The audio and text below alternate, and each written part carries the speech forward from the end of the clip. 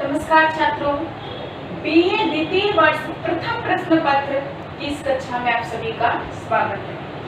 प्रथम प्रश्न पत्र आधुनिक काव्य के अंतर्गत पिछली कक्षा में हमने देखा छायावादी कवि सुमित्रानंदन पंत के व्यक्तित्व एवं कृतित्व को। इस कक्षा में हम देखेंगे कवि सुमित्रानंदन पंत की साहित्यिक प्रवृत्तियों को कि वे कौन सी साहित्यिक विशेषताएं हैं जिसके कारण सुमित्रानंदन पंत छायावादी त्रय में विशेष स्थान आरक्षित करते दिखाई देते। सुमित्रानंदन पंत प्रकृति के सुकुमार कवि हैं। कोमलता इनकी कविता का प्रमुख गुण है तथा छायावादी कविता की सभी प्रवृत्तियां पूर्णता के साथ इनकी कविता में दिखाई देती है। इनकी कविता की प्रवृत्तियों को यदि हम देखें तो सबसे पहली प्रवृत्ति है प्रेम एवं सौंदर्य की प्रधानता। प्रेम और सौंदर्य छायावादी कविता का प्रमुख तत्व है तथा यही विशेषता हमें पंत की कविता में भी आद्योपांत दिखाई देती है। पंत शब्द शिल्पी थे तथा सुंदर और सरस शब्दावली इनकी कविता का प्राण बनकर के उभरी है। प्रेम और सौंदर्य की यही प्रधानता पंत की कविता की प्रमुख विशेषता बनकर सामने आती है। सुंदरता और प्रेम के महत्व को स्वीकार करते हुए पंत स्वतः कह उठते हैं कि अकेली सुंदरता कल्याणी समस्त ऐश्वर्यों की संधान। इसी तरह सत्यम शिवम और सुंदरम में से कवि पंत सुंदरम के कवि माने जाते हैं। इनकी कविता का महत्वपूर्ण तत्व सुंदरता ही है अतः सौंदर्य तत्व की प्रधानता इनकी कविता में आदि से अंत तक बिखरी पड़ी है। वे कहते हैं कि सुंदर है विहग सुमन सुंदर मानव तुम सबसे सुंदरतम। अर्थात प्रकृति के समस्त कार्य व्यापार में सृष्टि के कण कण में सुंदरता का अवलोकन करते हैं कवि पंत। प्रकृति के प्रति अपूर्व प्रेम। पंत छायावादी भावभूमि के कवि हैं तथा छायावादी कविता प्रकृति के प्रति अगाध स्नेह को प्रदर्शित करती है। इसलिए प्रकृति के प्रति अपूर्व प्रेम पंत की कविता की भी विशेषता है, जहां वे प्रकृति के भिन्न भिन्न रूपों को सुंदर कल्पना तथा चित्रात्मक शब्दावली के साथ दिखाते हैं।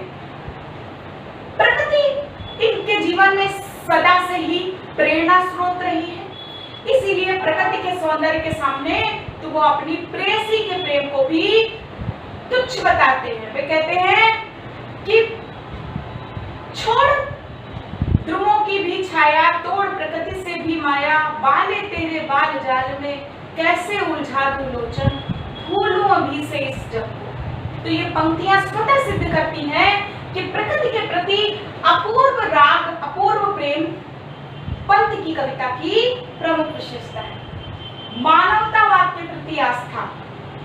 पंत छायावादी भावभूमि के कवि थे, परंतु छायावादी काल्पनिकता के आवरण में वे अपने कवि कर्म को कभी नहीं भूले।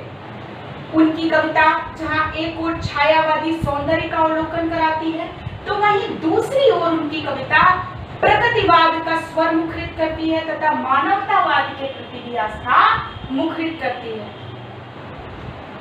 रहस्यवादी प्रकृति का उद्घाटन। पंत के काव्य की बहुत बड़ी विशेषता है रहस्यवाद।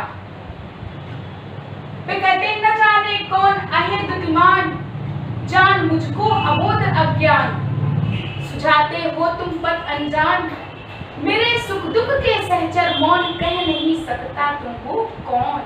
इस तरह रहस्यवादी प्रकृति का उद्घाटन पंत की कविता की प्रमुख विशेषता है। वेदना की विवृत्ति। छायावादी कविता का प्रमुख स्वर वेदना है अतः पंत की कविता में भी यत्र तत्र वेदना की भावना दिखाई देती है। प्रगतिवादी स्वर। पंत पुरानी मान्यताओं, जर्जर रूढ़ियों तथा शोषण के प्रति सजग खड़े दिखाई देते हैं। वे शोषितों के प्रति सहानुभूति दिखाते हैं तथा तथा शोषक वर्ग के प्रति क्रोध का प्रदर्शन करते हैं। जर्जर सड़ी गली मान्यताओं को तोड़ देने में ही वे भलाई समझते हैं। वे क्या उठते हैं कि द्रुत झरो जगत के पत्र जीर्ण हे स्रस्त ध्वस्त हे शुष्क शीर्ण मधुज्वाल बीत मधुराग पीत। इस तरह से वे पुरानी जर्जर मान्यताओं और रूढ़ियों के विरोधी बनकर के प्रगतिवाद का स्वर मुखरित करते दिखाई देते हैं। गांधीवादी के प्रति आस्था, जैसा कि हम सभी जानते हैं कि पंत जी अपने जीवन में विविध भाव भूमियों पर प्रतिष्ठित खड़े दिखाई देते हैं। वे छायावादी प्रवृत्तियों की तरह भी उन्मुख दिखाई देते हैं तथा गांधीवाद, अरविंद दर्शन और मानवतावाद के प्रति भी अपनी प्रबल आस्था दिखाते हैं। तो गांधीवाद के प्रति आस्था भी इनकी कविता में पूर्णता के साथ मुखरित हुई है। अरविंद दर्शन के प्रति आस्था, पंत की कविता के विकास क्रम के तीसरे सोपान में वे अरविंद दर्शन तथा मानव करुणा के प्रति प्रखर आस्था प्रदर्शित करते दिखाई देते हैं। बुद्ध की करुणा तथा अरविंद दर्शन की मानवता के प्रति आस्था उनकी कविता का प्रमुख स्वर बनकर के उभरी है तथा इनके साहित्य जीवन की अंतिम चरण की रचनाएं स्वर्ण झूली, स्वर्ण किरण, उत्तरा, अतिमा, कला एवं बूढ़ा चांद आदि इसी प्रवृत्ति का प्रदर्शन करती दिखाई देती है। प्रकृति के भिन्न भिन्न स्वरूपों का चित्रण, पंत प्रकृति के सुकुमार कवि हैं और प्रकृति के सुंदर तथा विध्वंसकारी सभी रूपों का चित्रण इन्होंने पूर्ण कुशलता के साथ किया है अपनी कविता में। जहां बादल के रूप का चित्रण करते हुए कहते हैं, कृषक बालिका के जलधर लघु लहरों के चल पलनों में हमें झुलाता नित सागर। कहीं में दिनकर के समान खिलने वाले पुष्प से बादल की तुलना कहते हुए कहते हैं, जलाशयों में कमल दलों सा हमें खिलाता नित दिनकर।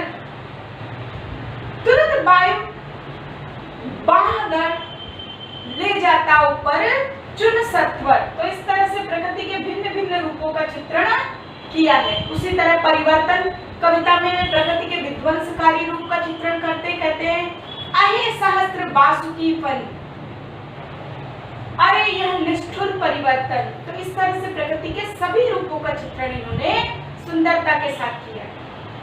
चित्रात्मक बिंब विधान, पंत जी कोमल कल्पना के कवि थे तथा सुंदरता इनकी कविता का प्राण बनकर के उभरी है। अतः चित्रात्मक बिंब विधान के द्वारा इनकी कविता चित्र का सा आनंद प्रदान करती है। उदाहरण के रूप में इनकी नौका विहार कविता को देख सकते हैं, जहां गंगा को एक तपस्विनी बाला के समान चित्रित किया है इन्होंने। ये कहते हैं, शशिमुख से दीपित मृदु तल लहरे उर पर कोमल कुंतल। तो इस तरह से चित्रात्मक बिंब विधान पंत की कविता की प्रमुख प्रवृत्ति बनकर के उभरता है। कोमल कांत भाषा विधान,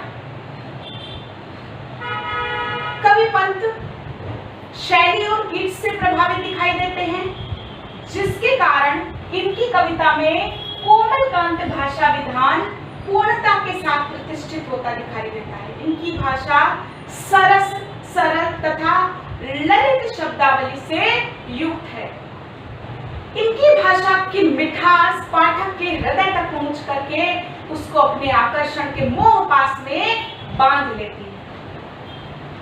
चेतना के नवीन रूपकों तथा प्रतीकों का प्रयोग, कवि पंत नए नए रूपक और नए नए प्रतीकों का प्रयोग करते दिखाई देते हैं। इनकी कविता सोन जूही की कली में सोन जूही को एक किशोरी अल्हड़ा नायिका के समान चित्रित करते दिखाते हैं। मुग्धा वैसे अधिक बड़ी हो, एक टांग पर उचक खड़ी हो। कितने सुंदर प्रतीक और नवीन रूपकों का प्रयोग पंत जी करते हैं अपनी कविताओं में। दार्शनिकता, दार्शनिकता छायावादी कविता का महत्वपूर्ण स्वर है तथा दार्शनिकता पंत की कविता में भी सर्वत्र दिखाई देती है। उदाहरण के रूप में इनकी नौका विहार कविता का अंतिम चरण देख सकते हैं। जो जो लगती है नाव पार शिला विकास शाश्वत ससिका, यह रजत हास शाश्वत लघु लहरों का विलास, शाश्वत जीवन नौका विहार। तो इस तरह से जीवन की तुलना नौका विहार से करते हुए वे दार्शनिक भावों में कहीं खो जाते दिखाई देते हैं। तो दार्शनिकता एक प्रमुख प्रवृत्ति बनकर उभरती है पंत की कविता में। शोषण मुक्त आदर्श समाज की स्थापना का स्वर, यह प्रवृत्ति पंत के मार्क्सवाद से प्रभावित होने के कारण इनकी कविता में आ गई है तथा इनकी युगधारा, ग्राम्या आदि रचनाओं में यह प्रवृत्ति पूर्णता के साथ मुखरित होती दिखाई देती है। अनूठी कल्पना व अभिव्यंजना शक्ति, यह वह प्रवृत्ति है जिसके कारण कल्पित पंत की कविता अन्य छायावादी कवियों से अधिक सरस, अधिक प्रभावी बनकर सामने आती है। पंत की कल्पनाएं अनूठी हैं तथा इनकी अभिव्यंजना शक्ति इनकी कल्पनाओं को पूर्णता के साथ प्रस्तुत करने में समर्थ सिद्ध होती है। शब्द संपदा की सामर्थ्यता, जैसा कि हम सभी जानते हैं कि पंत को शब्द शिल्पी कहा जाता है। ये शब्द सौष्ठव के कवि माने जाते हैं, ये सुंदरम के कवि माने जाते हैं। तो इनकी शब्दावली जो है वो कोमल कांत सरस शब्दों से निर्मित है तथा इन्होंने नए नए शब्दों के गठन का भी प्रयास किया है।